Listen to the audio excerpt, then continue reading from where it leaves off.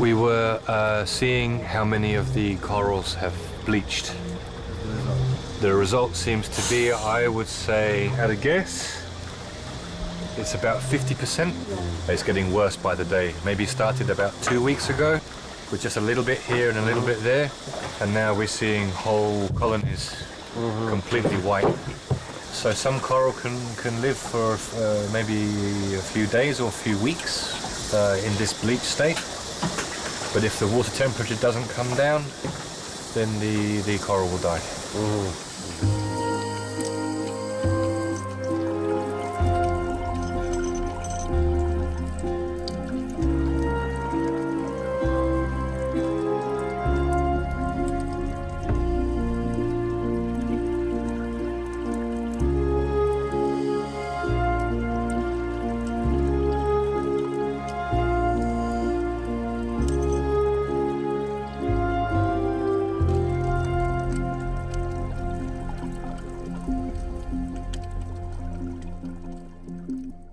It's pretty hard for me to explain how I got into nature conservation. It seems to have been around me for pretty much forever. So I grew up in an area with lots of forests and always went traveling a lot. I started diving already 20 years ago, so I saw a very different ecosystem when I first started diving.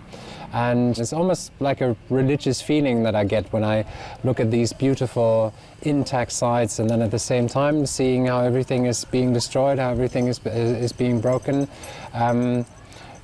just creates this urge in me to start working on that.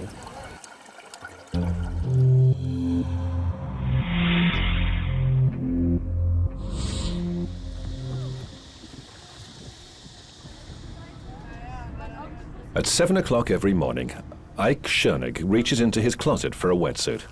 He puts it on to go diving with friends and volunteers to chronicle the death of coral reefs.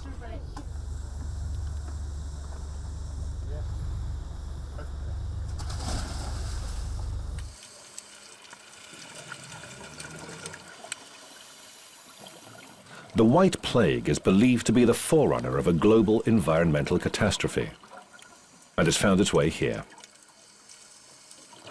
Of course, coral bleaching has been seen before. The White Plague was given its first scientific mention in 1979.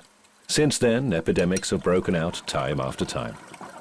The coral disease recently reached its peak, having eradicated half the world's population.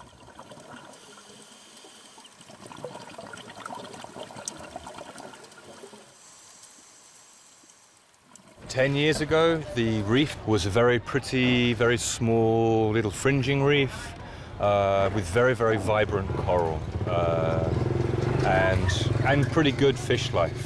What we've seen very slowly as there's been more and more development, particularly on the land, there's more and more runoff. And yeah, since 2010, so the last 4 years, the reef, we've lost nearly 90% of the reef. We came to Koh Phangan in 2010 was the first time. We had extremely high sea surface temperatures around here. It was an extremely hot year all over the world. And what we saw around here was a mass coral bleaching, which led to a lot of coral mortality around here. So we started checking around for the Gulf of Thailand, and it turned out that very little research had been done in this area. So we decided to establish a permanent research facility here to take a look at the long-term effects of climate change and other factors around here on coral health. The marine biologists invested all of their personal savings and money from research grants to establish the Center for Oceanic Conservation Research and Education, CORSI. Now they have their own well-equipped laboratory with everything they need to monitor the water. They can check the temperature, analyze quality and nutrient levels, and keep count of the fish population. All factors that determine the color and life of the reef. So one of the things we can do around here to actively help with the coral restoration is a method that we're currently testing, which we call coral gardening. So we have one family of corals around here which are not coping very well with the environmental conditions, which is staghorn coral, very strongly branching coral. Very important for the ecosystem because fish use it as a nursery. So one of the problems with the fish we have could be associated with the lack of staghorn coral we have there. So what we try is, as in gardening, we take little pieces of coral and transplant that into different positions in the reef and hope to promote the growth of the coral in these areas. So we have a protected area, a coral nursery, which is in a very good position where we have very little sedimentation. And we grow this coral on this nursery and then take little pieces, glue it on little posts, which makes it easier to plant it into the actual reef, and then hope that we can increase the number of aquacoral which we have around there. Did you? I think I did. Yep, that one.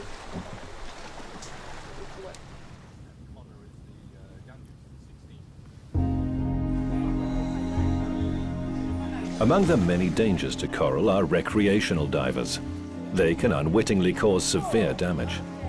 That's why Ike's team started working with local dive centers. The biologists go down with visiting tourists and explain how they should behave underwater to avoid causing harm to sea life. One wrong move or a misplaced foot could damage the ecosystem, and it takes coral reefs dozens of years to recover. So when we teach our students, and it comes from entry level, so if they've never dived before, all the way up, we teach it all across the board is to protect our local environment. And the way that we do that is we're teaching them good buoyancy skills. We're also advocates of Project Aware. So aware is making sure that people are aware of the environment. So no touching corals, no throwing cigarette butts over, no bags, no taking anything, no taking corals and shells and stuff like that. Some tour companies, if they come to our snorkeling spot like Kumar, some of them make a little bit education. They explain something about the situation if they know it, and they also tell the customer or the tourists, please don't step on the corals. But the tourists don't know what is coral and what is rock, because some of the corals really look like huge rocks. And if they can't swim anymore and need to relax, then they just step on the corals and have no clue what they do.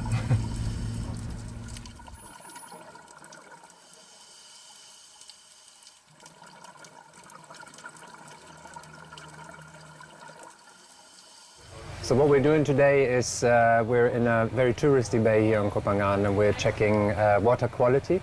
So we're filtrating water, so later in the laboratory we can check for nutrient levels, primarily phosphates and nitrates and ammonium, which have a very big influence on how a coral reef is doing these days. So we are also at the same time checking for algae growth in the actual reef. We're looking at how healthy the coral is, so we're checking for bleaching. We're also checking for coral-algae interactions, checking how much live coral we still have left.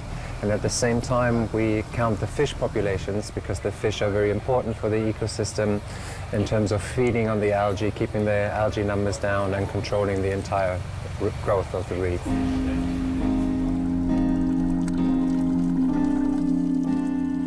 The coral reef is a complicated and sensitive variety of marine life.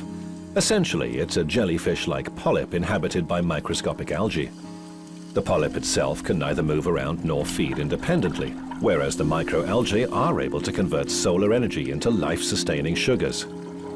They share their food with the polyp, and that's how the coral gets its nourishment, enabling it to grow. So we have three factors which are influencing our coral health around here. The most obvious one is temperature. So we've been seeing a rise in ocean temperatures over the last few years. And what happens is, as soon as we hit a certain temperature, 31 degrees Celsius, usually the corals can't maintain the symbiosis they have with the algae around here. So they turn white, they expel the algae, which is a big problem for them because these algae, it's a major food source for them by photosynthesis. As soon as this happens, we have other factors coming in. One big one is eutrophication. It's basically the amount of nutrients, foreign nutrients, coming into the ocean. In this area, we have two main sources of nutrients. So it's tourism on the islands because the sewage water is not being treated around here, so everything goes straight into the sea. And at the same time, on the mainland, we have very extensive shrimp farms, which also create a lot of nutrients. Now, corals live in competition with algae. So as soon as we increase the nutrient levels, the algae have an advantage in growing and they overgrow the algae, the coral in the area around here. And then comes the third problem, which is overfishing. Overfishing is a global problem, but the problem that we have around here is the overfishing of reef fishes.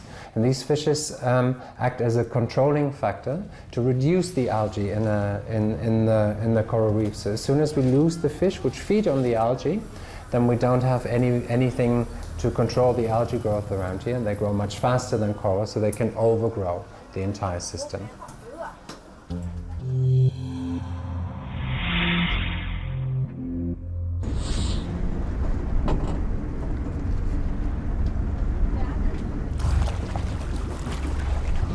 Today we're on a dive site called Samran Pinnacle, which is underneath the water. Nothing comes above the surface, and so quite often the trawl boats, their nets get stuck on the rock, and we were removing a trawling net from the dive site.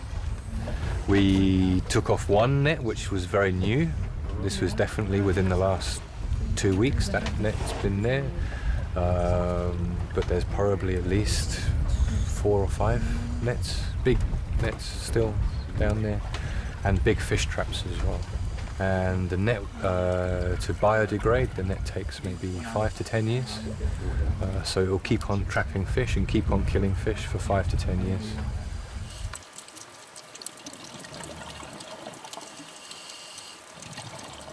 Maybe something that could be done is, especially a place called Samran Pinnacle, it has a huge net over it most of the time. We don't dive it because it's been fished, and the Thai fishermen don't actually realise that it could be something beautiful. What would be good would be maybe to take one of the boat captains down, show him what his actual net is doing, how it's suffocating the reef, and how there's no fish around.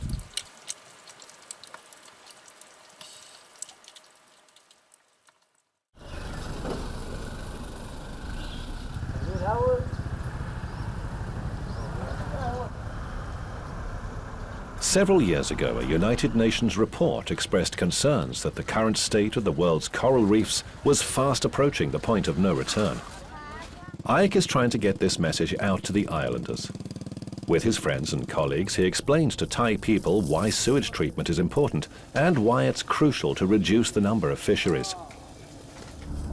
The biologist's message is that life on tropical islands would no longer be possible if the reef was allowed to die. The local population, though, has traditionally lived mostly on fish that inhabit the reef, and they use coral limestone to build their homes. The reef also offers them protection by bearing the brunt of the strong currents and waves that hit their shore.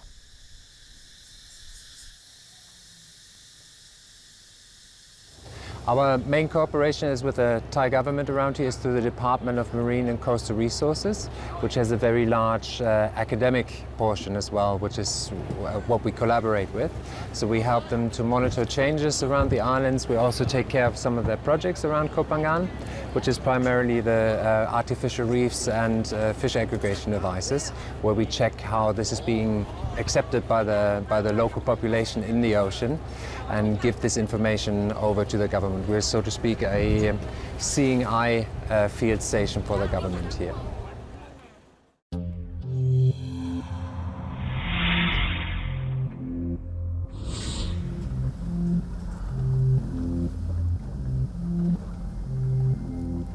The Thai government has now joined in with efforts to save the coral. Massive artificial reefs made of concrete blocks are being built on the seabed around the islands. Another artificial reef was built from the remains of an old oil platform. The structure attracts fish and makes it impossible for fishermen to catch them. This way, the coral is given the time it so badly needs to grow and recover.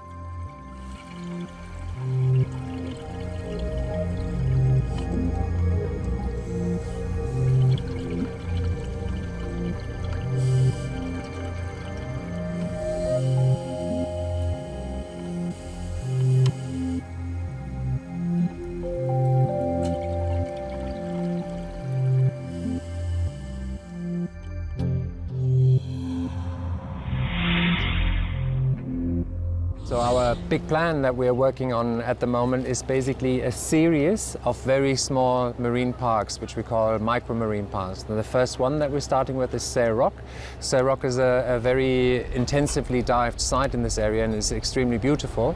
So it already has a lot of media attention, so it's an easy starting point.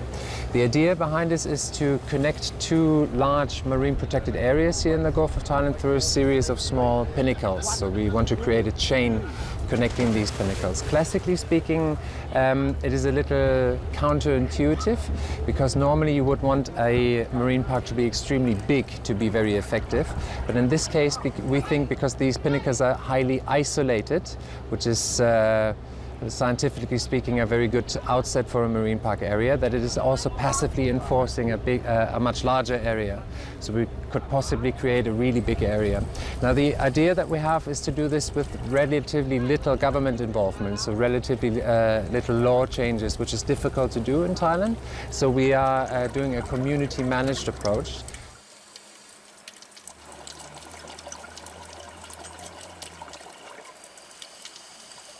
Для меня, как ни странно, оказался более интересный проект объединения нескольких марин-парков в один, контролировать выполнение этого.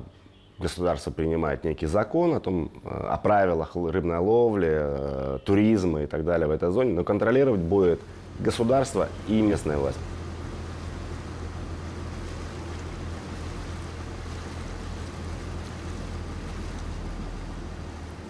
The things that have changed in the last 14 years is maybe the Thais don't appreciate the amount of work the Westerners, the Farangs, do over here to bring in tourism so they can have more restaurants and bigger hotels. We do work together to a point. I think we need to communicate a little bit more. I know we're diving in their fishing areas and they're fishing in our diving areas. At the end of the day, they were here first. So we need to appreciate the fact that we need to live together.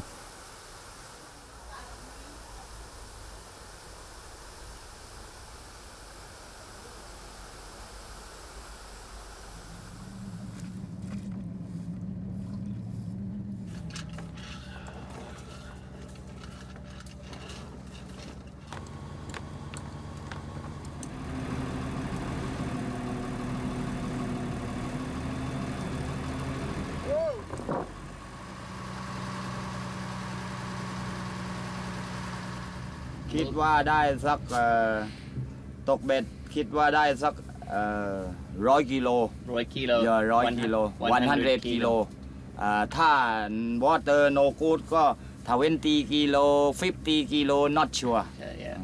Okay. ตอนนี้1 กิโล ใช่ 1 กิโลก็60 บาท 60 บาท not sure name สักฟิต50 บาทฟิตคิงฟีดก็เวิร์กมันนี่สแนปเปอร์ก็มันนี่รีเทิร์นnot sure แล้วก็ตอนที่นี้ no problem ตอนที่ no have wave บิ๊กเวฟไอ้ย่าวันโบสโอ้ปวดหัว นาริบูไม่เป็นไร ไม่เป็นไรแต่ของพี่คิดโอ้โหต้องสลาชะโลกลำโนโคตรเลยใช่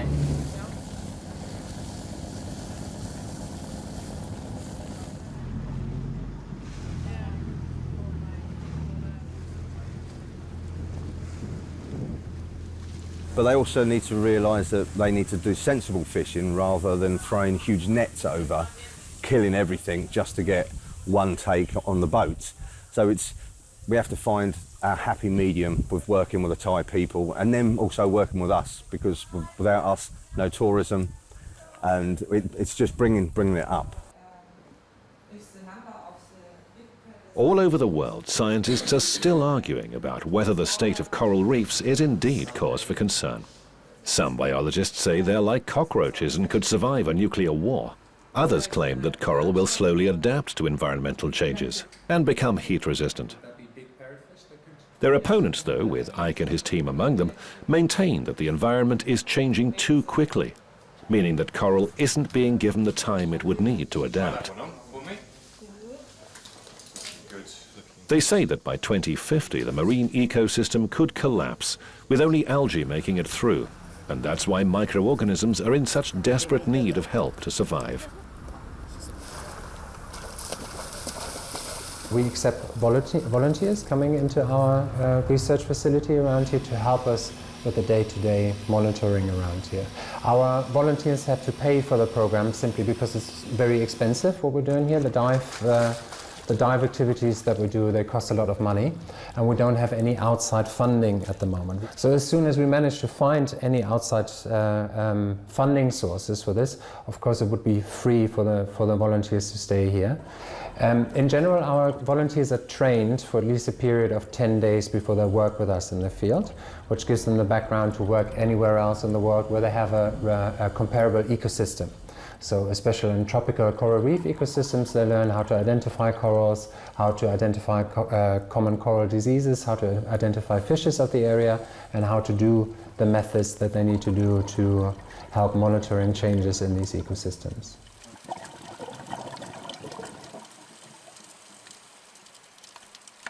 I'm doing my master thesis here from my studies in Germany. So I've been sent here from the ZMT Bremen for the Center for Marine Tropical Research, and we monitor a coral reef here just in another bay. It's called Mahat, and we're going to look at the benthic coral cover and the fishes and also the water parameters, and compare this to data which were collected several years ago to see how the reef is developing over time.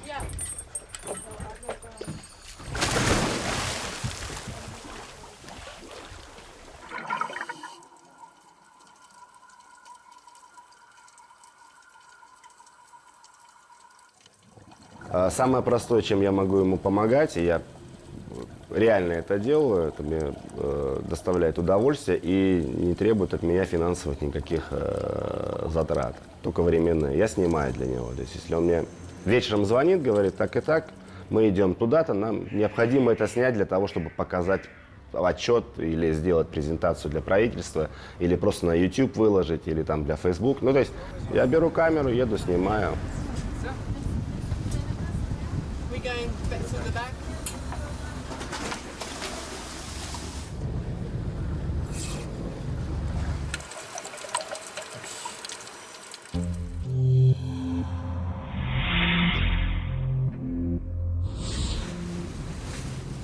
It's not too late. I mean, of course, we've lost a lot of the diversity and health of the reef, but it's still there. We still see the same coral, we still see the same fish, so they're still there. If, of course, we could change something, then there's a chance that maybe this can come back, or at least we don't lose what we have still. So not all hope is lost.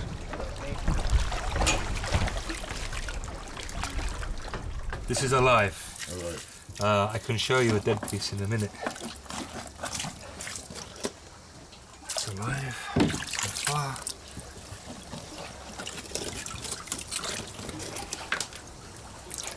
Okay. So this is alive. You see, it has the brown color. Sorry, little fella. And this is dead. This is covered in algae. And this has just died. So how many crabs there are? Look at those little crabs. See, dead, very clearly dead, and alive here, very healthy. Right, let's get that in the water before. my motives for doing this job, for working this, are actually very egoistical. It's a little bit difficult to explain, maybe it's even a little bit silly, but I just like it so much. In fact, there's certain parts of the world which I really love that I want to keep it. I don't think it's okay to destroy it, to give it away. I want to keep it for myself, and if other people want to enjoy it too, that's fine by me. But as primary, I like it so much, I want it to be around for longer.